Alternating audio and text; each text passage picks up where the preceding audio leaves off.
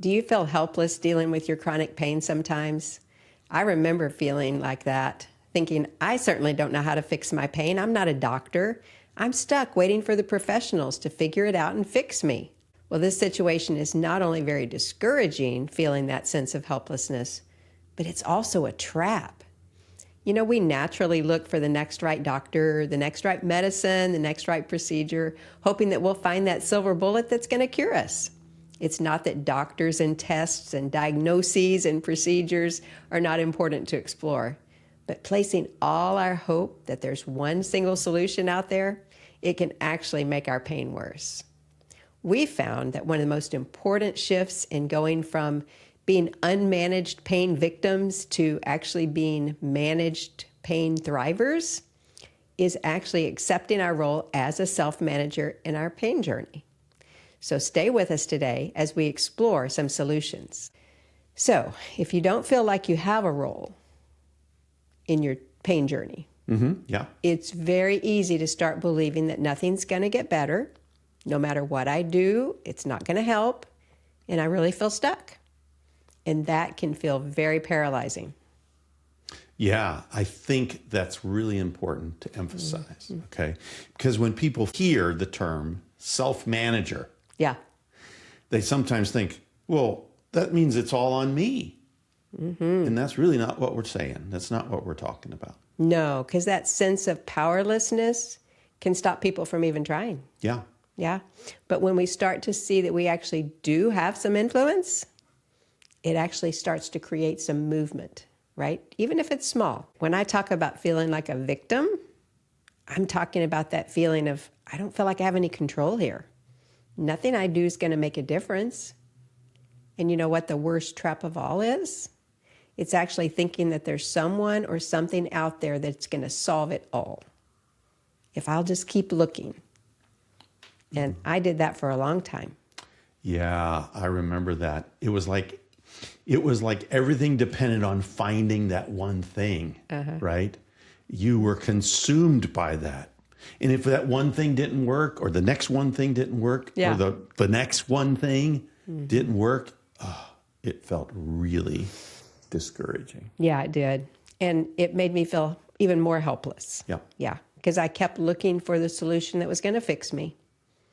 But now I realize that becoming a self-manager of my health, it's not just about changing my attitude from I'm helpless to, well, I can work on finding some resources.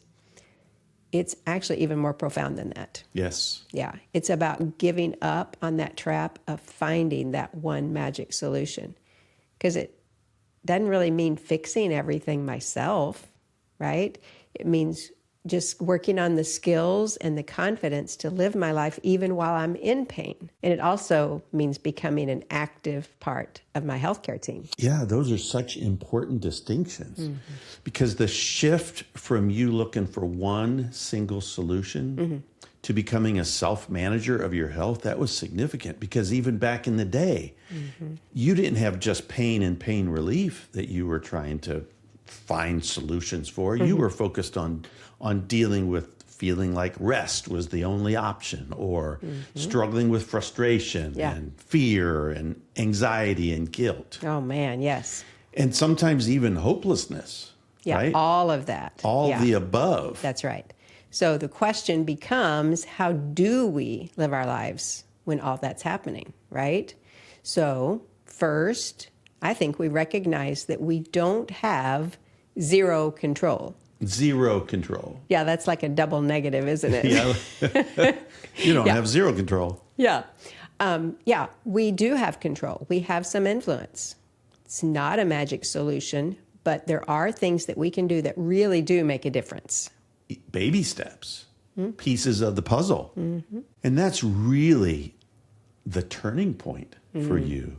Moving from the idea that I'm completely at the mercy of this. There's got to be a solution out there, and I'm going to find it. To shifting from that to, I have a role in how I respond. Yes, that's right.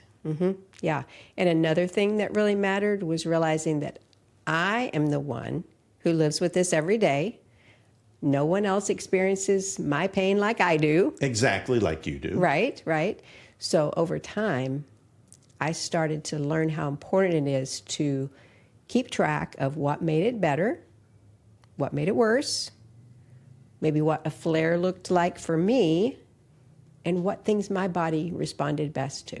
Yeah, and that's huge because you became an expert of your own experience. Right, right. And that helped me. It helped me to be able to communicate better with my providers because I knew what to tell them was going on, make more informed decisions about treatments or what other options, resources I had available to me, and not feel so lost in that whole process. Oh yeah, you were feeling all alone, and now you're feeling more empowered. Yeah. I didn't feel like I had anywhere to turn. Yeah. And I realized I could turn to myself. I could do some things. Yeah. So being a self-manager, one way that I like to think about this is like thinking about a manager in business. Yeah. So they don't do everything themselves, right? They have people. They have people. That's right. Yeah. So they gather information, they make decisions, and they bring in help when needed, right? But they're still responsible for guiding things forward. And that shift for you really helped so much. Yeah, it really did. Because you know why? It meant that I wasn't doing this alone. I still had doctors and providers and support, but I had a role too. I was part of the team. Yay! Because there's no I in team. That's right. You were a member, which is really interesting because you kind of gave up on the idea that the doctors, although they have an amazing role, but you gave up on the idea that the doctors were going to fix you to I'm involved. I'm an important part of this team. And that made all the difference. It really did. Yeah. And so what I did was I started building skills. Okay? So I started first trying to observe, like we talked about a while ago, observe, understand, manage my condition, my symptoms, knowing that my thoughts and emotions were so important to my pain levels. I started learning skills to manage those, problem-solving skills, because face it, there's a few problems that come along with chronic pain. You think? Yes, that's right. I learned how to manage my schedule a little bit better so that I was pacing myself better. We talked about that in one of our videos, but that was really slowing me down. Yeah. So learning the skills to do that. Maintaining a healthy lifestyle. That's something every one of us can work on, whether that's healthy eating, moving a little bit more, as long as we're taking it slow, right? Working on good sleep habits, stress management, all those are things that we can work on that impact our pain, right? And then, another one is making what we call action plans. And that's those little plans for the week of what are some baby steps that I can take this week. So those were some skills that I was learning that were really starting to make a difference for me. Yeah, and those are really life skills. They're That's not right. just pain management skills. They're life skills. They apply to living well in general. That's right. So it's not just about managing pain, which we would think that's really all that's important, but it's actually managing our life with pain. And I think that's a really important thing. Can you say that again? Yeah, it's really about managing our life with pain. Doesn't mean that we're not working on the pain management, but there's so many other pieces of our life with pain. And so we're learning to manage life with pain. Yeah, and so while some of the tools that I mentioned might not sound all that powerful, many of our clients, have found that when they're feeling more in control of managing their life with pain, they actually find that they're actually suffering less too. Wow. I guess another important piece of understanding that is that chronic pain is not always predictable. That's so true. I mean, it'd really be helpful if it was. It would, Yeah. because then doctors probably could figure out a magic pill, the right solution, but there's so many different pieces of the puzzle. It doesn't follow a straight line, because life doesn't follow a straight line. Right. There's ups and downs, there's thoughts, there's emotions, there's fears, there's twists and turns. Yes, and that can be so frustrating. We want it to be, okay, I do this and I get better. So if you don't feel like you have a role, it's really easy to start believing that nothing's going to get better. No matter what I do, it's not going to help, and I feel stuck. And that can really feel paralyzing. Yeah, that sense of powerlessness can even stop people from even trying. But when we start to see that we actually do have some influence here, it starts to create some movement, even if it's small. And I don't want you to think that you have to go from feeling like you don't have any control to, well, I've completely got this.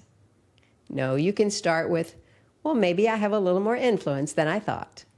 And that's enough to get you started. So if you've been feeling stuck or like pain is completely in charge, I want you to remember that you are not powerless in it.